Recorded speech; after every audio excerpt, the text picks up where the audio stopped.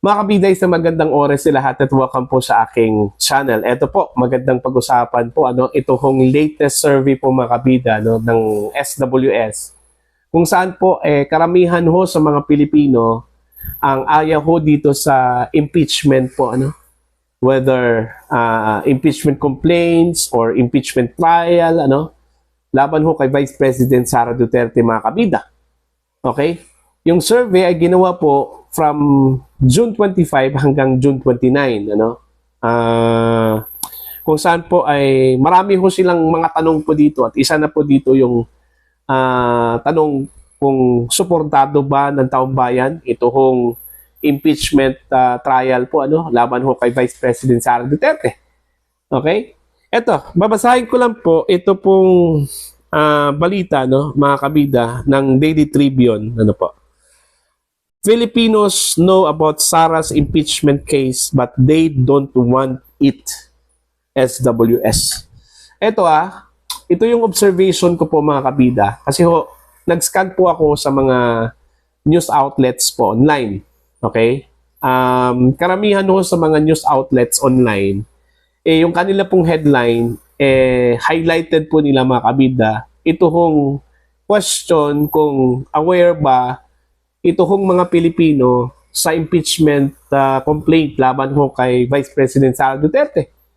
Hindi man lang hinighlight nila, ito pong napaka-importante, yung tanong kung suportado ba ng taong bayan, gusto ba ng taong bayan, ito pong impeachment laban po sa Vice Presidente po mga kabida. Ito lang, Daily Tribune po ang nagbalita ho dito, kumbaga, nag-highlight ho sa tanong na yon, kung gusto ba ng mga Pilipino ito pong impeachment versus the Vice President, Kaya nga ito, babasahin ko po mga kabida, The recent national survey shows that most adult Filipinos were already aware of the fourth impeachment complaint filed against Vice President Sara Duterte. But public opinion remains divided over the issue, mga kabida. The result of the Social Weather Station o SWS survey conducted from 25 to 29 June 2025, which was released on Tuesday, found that 59% of the respondents knew about the impeachment case prior to the interview, while 41% only learned about it during the survey interview. Ayun. When asked if they supported the impeachment complaint, ito po yung tanong, tinanong po ang kanila pong mga respondents ng SWS kung suportado ba nila ito pong impeachment complaint versus the Vice President. Ito yung sagot. 32% agreed, 42% disagreed, and 18% were undecided, resulting in a net agreement score of -10, agreement minus disagreement.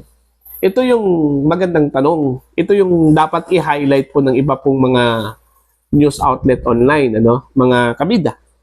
Kaso iba yung headline, iba yung kanila pong highlight po, na headline po mga kabida. Pero okay lang po, walang problema. Discretion po nila yon, mga kabida. So, ito, tuloy po tayo. The remaining 7% said they lack sufficient knowledge in to express an opinion. The survey also revealed that 44% of Filipinos believe the Senate is deliberately delaying the start of the impeachment trial against Duterte. In contrast, 25% do not believe that this is the case, while 22% remain undecided, resulting in a net belief score of +19. Meanwhile, 9% said they did not have enough knowledge about the issue.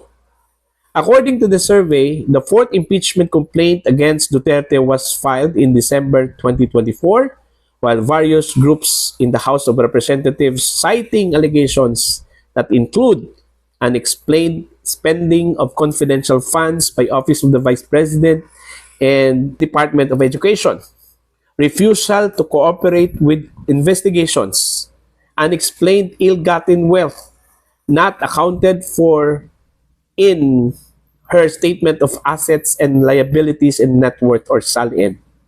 Alleged involvement in extrajudicial killings during her time as mayor of Davao City and her controversial travel to Germany during Typhoon Karina. Ito yung mga articles po na isinampa po mga kabidya dyan po sa Senate. Okay? Yung mga kaso po like for example, violation po dun ho sa kanyang SALN, yun ang unexplained ill-gotten wealth. Meron ba? Meron bang unexplained ill-gotten wealth ito kung si VP Sara, baka witch hunting na naman po ito, Okay. Meron pa po dito. Ito yung medyo natatawa po ako, Okay. Isinali po nila ito hong allegations, versus the Vice President, yung extrajudicial killing daw, during her term as mayor of Davao City. Ang tanong po dyan, bakit isinali po dito? Unang-una po, mayor pa po siya noon. Diba? Hindi pa po siya vice presidente, So, paano ho, bakit isinali po nila yon? Hindi naman po ginawa po ng vice presidente yun, During her term as vice president, So, hindi yun impeachable offense. Kasi nangyari daw ito during her term as mayor of Davao City pa po, mga kabida. Natatawa po ako dito sa kanila pong mga allegations, laban ho sa vice presidente po mga kabida. It goes to show lang talaga na nag-forum shopping po ito. Witch hunting, Kagaya ho sa sinabi po mga kabida ni Senator Mig Zubiri na itong impeachment complaint daw laban ho sa vice presidente ay witch hunting lang po ito, Witch hunt. Ibig sabihin, naghahanap lang po ng, baka naman masilat, mga kabida. Mantakin nyo ilang articles po yung isinampa po, laban po sa vice presidente. Baka may isa po doon. Masilat po ito kung si VP Sara po, mga kabida. Kung masilat, ang mangyayari po dyan, iko-convict. Okay? So, pag iko-convict yan, siguradong disqualified na po, para po sa susunod po na eleksyon, mga kabida. Yan yung target talaga. Hindi po dahil doon sa sinasabi ho nilang unusual spending doon ho sa kanyang, anong tawag po dito? Confidential funds, ng Office of the Vice President at saka ng Department of Education, mga kabida, bilang secretary po ng DepEd that time. Alright? Yung punto po nila doon ho sa confidential fund, yung kanyang paggasta daw, sa loob po ng 11 araw po, nitong 125 million pesos daw na confidential funds ng DepEd, Yun yung ipinunto po nila doon, mga kabida. Kaya meron pong complaint against dito ho sa questionable spending, ng confidential funds po ng Vice Presidente, mga kabida.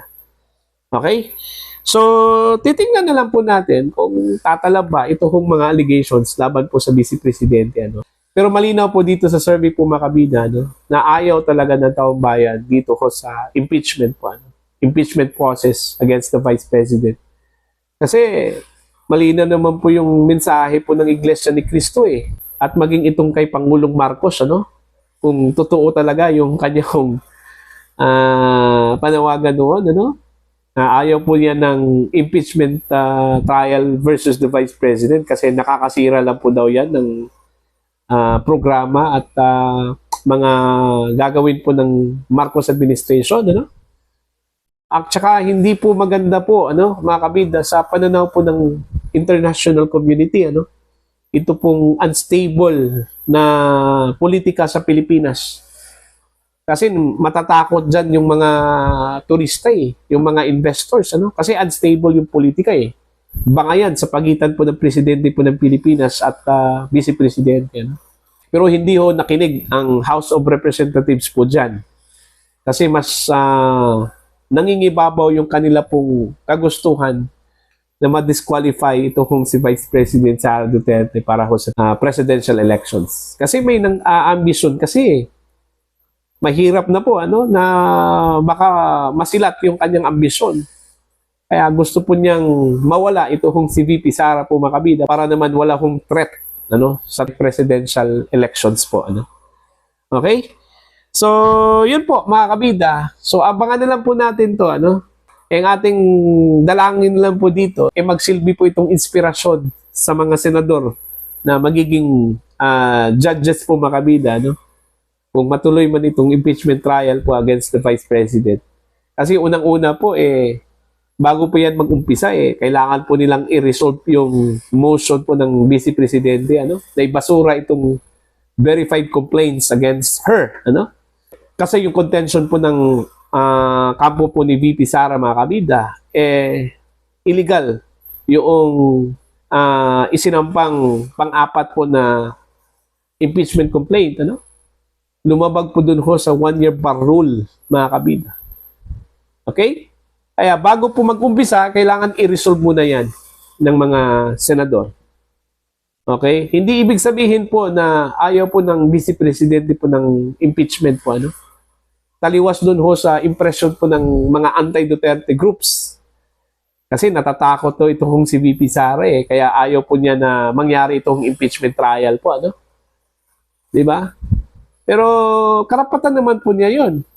Hindi ibig sabihin na nagpetisyon po siya sa Korte Suprema, nag-motion po siya dyan po sa impeachment court, may basura po yan. Hindi ibig sabihin po, mga kabida, na ayaw po niya ng impeachment trial, ano. Gusto nga niya Gusto po niya na magkaroon po ng bloodbath In-exercise lang po daw ng Vice President according to some experts, ano, yung kanyang karapatan. Karapatan na magkaroon po ng due process. Kasi paano ho sasabayan ni VP Sara yung impeachment trial po niya, yung complaint po against her, lumabag po sa saligang batas, ano? Batay ho sa paniniwala ho ng mga abogado po ni VP Sara po, mga kabida. Kailangan i-resolve mo na yon, ano? I-resolve either ng Korte Suprema or the impeachment court kung talaga bang lumabag ba sa 1-year bar rule ito pong impeachment complaints, ano, against the Vice President. Bago po mag-umpisa ito pong trial. Wala hong problema sa Vice Presidente po, mga kabida. Handa po niyang harapin po itong trial na ito. Nakahanda na po, ano. Okay? Pero bago yan, kailangang linawin muna na itong pinag-usapan po natin na impeachment, talaga bang constitutional ba ito? Ano? Hindi ba ito lumabag sa saligang batas? Ano? Para naman po hindi po apakan yung karapatan po ng Vice Presidente po, ano, mga kabida. Okay? So, abangan ang susunod na kabanata dito, mga kabida, ano? Abangan po natin kung matutuloy ba ito pong impeachment versus the Vice President. Para po sa inyo, ano po ang tingin ho niyo dito sa lumabas na survey po ng SWS na pabor ho sa Vice Presidente, kung saan po ay karamihan ho ng mga Pilipino, mga kabida, ayaw po dito sa impeachment process against the Vice President. Please comment down sa mga hindi pa po subscriber sa aking channel, sa mga gusto pong maging subscribers ko, ano, please click the subscribe button, click the notification bell, click all para updated po kayo, mga kabida, sa aking mga uploads. Maraming salamat po sa inyong lahat.